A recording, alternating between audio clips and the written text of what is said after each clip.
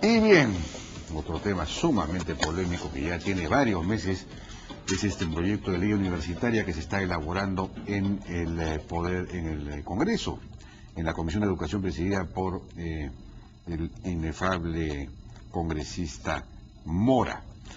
Y bien, hay mucha preocupación en la educación universitaria y tecnológica superior sobre este tema. Estamos con José Dextre, que es presidente de FIPES, que es la Federación de Instituciones Privadas de Educación Superior.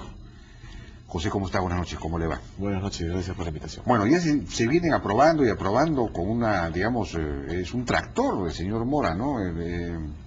Realmente avanza, es un tractor, o un tanque, no sé, porque eso antes es, digamos, como él ha sido militar, pero más bien un tanque que un tractor. Y viene aprobando inexorablemente, los capítulos ya quedan muy pocos. Tal como está quedando la cosa, ¿qué cosa les preocupa a ustedes más? A ver, si nosotros observamos cómo ha sido este proceso, en la legislatura pasada, Mora tuvo una actitud de escuchar una serie de propuestas. Llegó junio, ¿no? Y ya quedaba un mes para la finalización de la legislatura, y se empezó a tratar de aprobar de manera urgente el proyecto de ley. Quienes habíamos participado y habíamos conversado y expuesto la problemática de la universidad al general Mora, nos sorprendimos porque cuando había que discutir el proyecto de ley, no capta una serie de ideas, redacta una ley, cuando había que discutirlo, se pretendía aprobar sin discusión. No se aprobó y se entró a esta legislatura. Y teníamos la expectativa de que en esta legislatura hubiera una discusión que enriqueciera el proyecto de ley. Claro. Lamentablemente, esta legislatura, y particularmente el trabajo de la Comisión de Educación, se ha caracterizado por un general Mora que en 3 oportunidades ha ratificado, primero en una sesión con accesitarios, el proyecto de ley, los capítulos aprobados, y luego ha seguido aprobando los capítulos del proyecto de ley prácticamente solo, igual también con accesitarios, y no se ha propiciado un debate. Cuando se ha expuesto, ¿no? Cuando Daniel Mora ha expuesto, él nos comenta, y ha sido, creo que todos los que han podido escucharlo, nos comenta los 5 ejemplos o 7 ejemplos peores de la universidad peruana, con lo que todos estamos de acuerdo que hay que corregirlos. O sea, creo que Daniel Mora hizo un esfuerzo que pudo haber sido muy loable, realmente ver el problema de la educación universitaria y proponer mejoras. Pero lamentablemente, esta legislatura se ha caracterizado por querer a la fuerza, en un estilo, digamos, que no es el estilo democrático, imponer el proyecto de ley que él ya tenía. Nosotros decimos que es buena la intención, o sea, todos compartimos... Pero ¿qué aspectos de lo que yo preguntaba, qué cosa es lo que les preocupa? Digamos, ¿qué artículos, qué conceptos, qué disposiciones? En principio, nuestro país necesita inversión en educación. Inversión en educación significa creación de universidades o filiales. Ese problema de creación de nuevas universidades o creación de filiales en provincias no lo termina de resolver la ley y más bien lo complica. Si uno quiere crear una nueva universidad, por ejemplo, un inversionista privado no puede decir quien va a hacerse cargo de dirigir esta universidad va a ser el señor fulano de tal, digamos, el grupo UTEC, el grupo José, el que crea la Universidad UTEC. Si se le hubiera ocurrido decir el señor Juan Inchaustegui va a ser el rector de la universidad, no tendría esa capacidad de decisión con la actual ley. Tendría que proponer, con el actual proyecto de ley. Tendría que proponer solamente 7 candidatos. Ajá. Y la superintendencia decidir 3 y quién la va a presidir. ¿Qué? Entonces, ¿La superintendencia decidiría? No puede ser. ¿Dónde está ese artículo? Es el artículo 12, si no recuerdo mal. La Superintendencia Nacional de Educación Universitaria, SUNEU, es el organismo técnico especializado, escrito al Ministerio de Educación, etcétera, etcétera, etcétera. Supervisa la calidad de la educación y fiscaliza el uso de los recursos de las universidades. Autoriza el funcionamiento de las universidades públicas y privadas. Ahí no dice nada. En este momento yo lo encuentro porque tengo acá... No dice nada de lo que usted me dice. Si usted me encuentra, yo no puedo creer que ese artículo exista. Si usted me lo muestra... Acá está. El artículo... El artículo 18, déjenme ver, acá está, la comisión organizadora, artículo 22, dice textualmente: en el caso de las universidades privadas, los miembros de la referida comisión, vale decir la comisión organizadora de la universidad, son elegidos por la Superintendencia Nacional de Educación Universitaria dentro de una lista de 7 nombres propuesta por sus fundadores. Eso lo dice literalmente el artículo 22. Ah, no puedo creerlo. Entonces, el artículo 22 ya evidentemente, se aprobó hace mucho tiempo, ¿no? por supuesto, evidentemente alguien que No tengo el proyecto de ley acá. alguien que va a crear una universidad tendría que, no podría decidir sobre quién tendría la responsabilidad de ello, ¿no? Claro. Entonces, Eso es inaudito. por supuesto. Ese es un punto clarísimo. Lo que se ha hablado también bastante en relación... A ver, tenemos que ir a una pausa, ¿no es cierto? Ya después vamos a una pausa para digerir este golpe que acabamos de escuchar. Seguimos conversando con José Dextre, asombrados por estos artículos que la verdad que no había tomado tanta conciencia acerca de ellos. ¿Qué otros hay así? Por ejemplo, ¿no? En el artículo 14, en el inciso 3, las atribuciones de la superintendencia son de negar el funcionamiento de universidades, facultades, escuelas y programas. Esto lo convierte prácticamente a la superintendencia en el nuevo Ministerio de Educación y con los mismos problemas que el Ministerio tiene con los institutos, ¿no? Donde hay que tener, para poder bonificar un plan de estudios, hay que esperar 2 o 3 años, que es exactamente lo mismo que se está haciendo a la superintendencia. Le da autorización a la superintendencia para resolver conflictos en última instancia, con lo cual ya hay una injerencia en la norma, en la marcha de una universidad privada. De la misma manera, ¿no? Por ejemplo, el artículo 36 considera que el nivel de estudios generales es obligatorio. Esto podría estar bien, pero esto en la práctica es una violación a la libertad de enseñanza. No. Entonces, no tiene sentido que una institución Claro. educativa tenga que ser controlada de esa manera. En la creación de una universidad hay que demostrar que hay demanda insatisfecha, ¿no? O sea, si yo voy a una ciudad que ya tiene 2 universidades, se prohíbe a la iniciativa privada que pueda crear una universidad. Eso es a cuenta y riesgo de la iniciativa privada. Se supuesto. niega la iniciativa individual Por supuesto. privada. Eso atenta contra los principios básicos de la economía de mercado. Exactamente. Y luego las atribuciones de la propia superintendencia, la dependencia que tiene el Ministerio de Educación, también viola el tema de la autonomía política, que es un tema clarísimo, ¿no es cierto?, en el sentido de que la universidad que expresa la libertad de pensamiento, la libertad de enseñanza, tiene ahora un control del Estado que viola su autonomía política. Entonces, esta ley tiene estos artículos que no producen una mejora de la calidad universitaria. Lo que nosotros decimos es la calidad universitaria, la acreditación está muy bien, lo plantea la ley, y estamos totalmente de acuerdo. Pero Eso es fundamental, la acreditación. Ya, si tenemos acreditación, es decir, si las universidades tienen que acreditarse, aun cuando no estuviesen obligadas a acreditarse.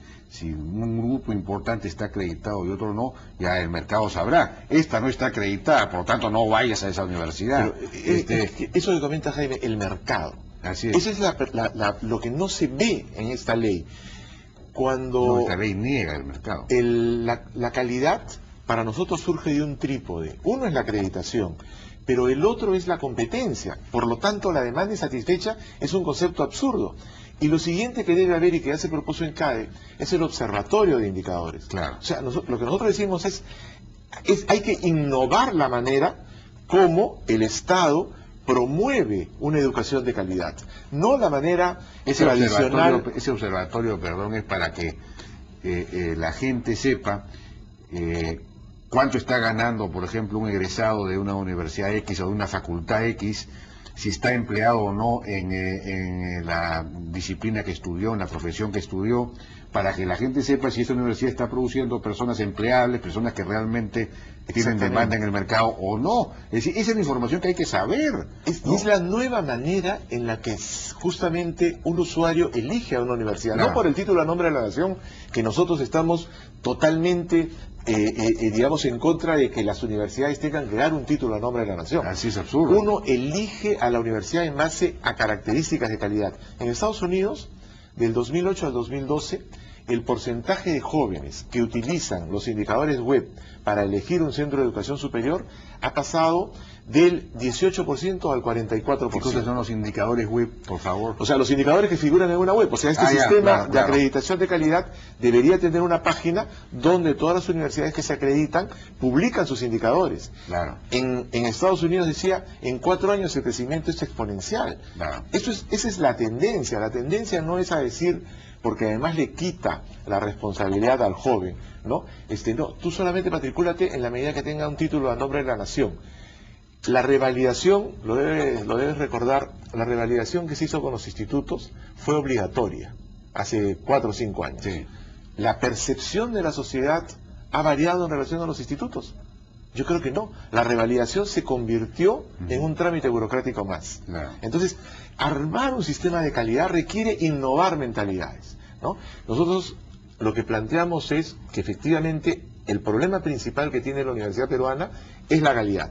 Y la calidad no debe, para lograr la calidad, no debe generarse una burocracia ni un controlismo. Lo que debe generarse es el proceso de acreditación, estimular la competencia, estimular la inversión. Por lo tanto, hay que corregir estas medidas que le impiden a un nuevo inversionista decidir quién va a dirigirla. Hay una ley además que prohíbe crear en universidades en este momento durante 5 años. Pues es una cosa, ¿quién se le ocurrió Se prohibieron las filiales. Entonces, cuando se sacan los malos ejemplos de provincias, la pregunta es, ¿y por qué una universidad, así como vino la Universidad de Piura a Lima, por qué la Universidad de Piura, la Universidad UPC, la Científica, la UTP, no pueden ir a provincias y crear una filial? Sí, pues es una vez. ¿No?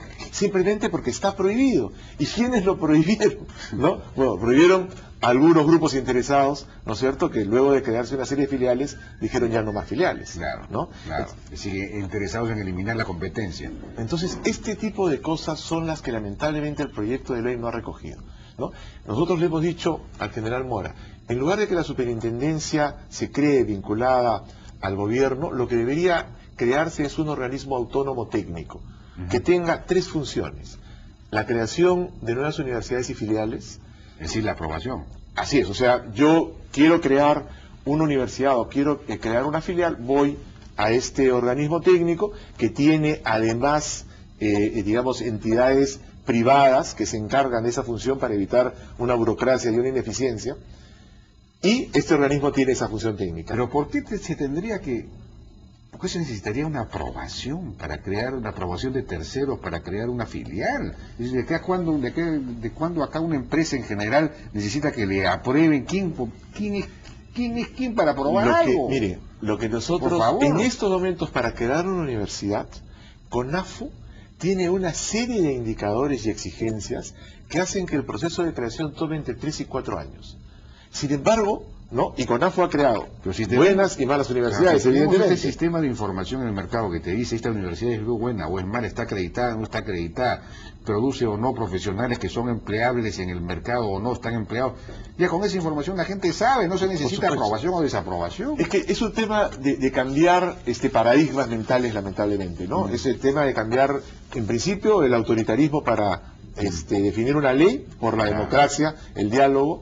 Creo que es cambiar la mentalidad controlista y burocrática, más bien por una mentalidad de fomentar la iniciativa privada, destrabar la inversión en educación. Una cosa, no sé si está enterado, José, hay una campaña, dicen que ejecutada por el señor Carlos Mori, que es el asesor de Daniel Mora en el Congreso, de desprestigio contra lo que llaman universidades empresa, las universidades privadas.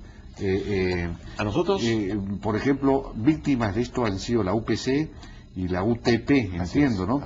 Incluso en el caso de la UPC se montó toda una escenificación de una chica que iba a quejarse de que no la dejaban entrar, que era muy cara la universidad, y claro, eso provocó unas reacciones también inexcusables, condenables de algunos de los estudiantes que estaban ahí, pero todo esto era provocado para digamos, desprestigiar a estas universidades. Hay una campaña que revela una especie de montesinismo ahí. A nosotros nos llamó la atención y realmente nos generó un rechazo profundo, porque además en la comisión, esto pasó un fin de semana, y el lunes a primera hora en la Comisión de Educación, el general Mora leyó esta denuncia que aparecía en la página web contra la UPC, denuncia en la que fundamentalmente se decía cuál era la utilidad que tenía la UPC, los excedentes, la utilidad, pero no decía de que esa universidad no los había reinvertido o no había pagado sus impuestos. O sea, claro, simplemente se decía, ¿no? ¿Cuál es el problema con que haya utilidades? Si la universidad es buena, funciona, produce buenos profesionales, ¿cuál es el problema? La Universidad Católica, además paga sus impuestos. La Universidad Católica o la Universidad del Pacífico necesariamente tienen que tener excedentes, necesariamente, para poder desarrollar la universidad. Claro. O sea, en una asociación sin fines de lucro se llaman excedentes. En una universidad, que es una sociedad anónima, se pueden convertir en utilidad esos excedentes y repartirse entre los accionistas. Pero también se pueden reinvertir totalmente. Entonces, no, cualquier actividad económica requiere generar excedentes. No entendemos cómo el presidente de la Comisión de Educación lee como denuncia, ¿no es cierto?, una información de una universidad privada, que ese es el otro tema, que se dice es un servicio público. La Constitución señala que hay actividades de servicio público, seguridad, salud, educación. Entonces, no tiene sentido este tipo de actitudes de la Comisión de Educación. Están usando una página web que es para atacar a estas universidades con estos argumentos falaces.